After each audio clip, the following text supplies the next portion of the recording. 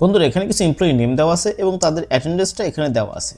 So আপনাকে এখন এই 7 দিনের ভিতর থেকে কয়দিন প্রেজেন্ট আছে সেই জিনিসটা বের করতে হবে। সো এই জিনিসটা যদি আমরা ম্যানুয়ালি করতে যাই যে 1 2 3 4 5 6, তার মানে এই ব্যক্তি 6 দিন প্রেজেন্ট ছিল, এভাবে যদি ম্যানুয়ালি প্রত্যেকটা করতে যাই তাহলে কিন্তু সেটা অনেক টাইম লাগবে। সো আমি দেখাবো আজকে এই জিনিসটা কীভাবে কাউন্টিং ফর্মুলার মাধ্যমে করতে পারি। সো সেই জন্য আমরা এখানে ইকুয়াল দিয়ে COUNT কাউন্ট লিখলে এখানে কাউন্ট ইফ আসবে। এই কাউন্ট ইফটা সিলেক্ট করে আমরা ট্যাব দিয়ে কাউন্ট ইফ ফর্মুলার মধ্যে প্রবেশ করব। এরপরে রেঞ্জ সিলেক্ট করতে হবে। তো রেঞ্জটা হচ্ছে আমাদের এই যে এখান থেকে 1 থেকে এই 7 তারিখ পর্যন্ত এই পুরোটাই হচ্ছে আমাদের রেঞ্জ। দেন আমরা কমা দেব, কমা দেওয়ার পর পরবর্তী সিনট্যাক্সে বলছে ক্রাইটেরিয়া। ক্রাইটেরিয়া কী হবে, এখানে যে কয়টা পি লেখা আছে মানে প্রেজেন্ট লেখা আছে সেই কয়টাকে সে কাউন্ট করবে।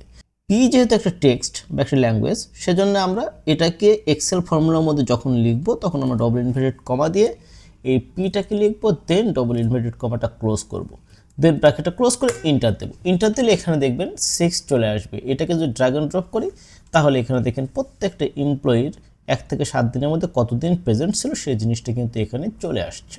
তো শিখে গেলেন কাউন্টিং ফর্মুলা কীভাবে ইউজ করতে হয়।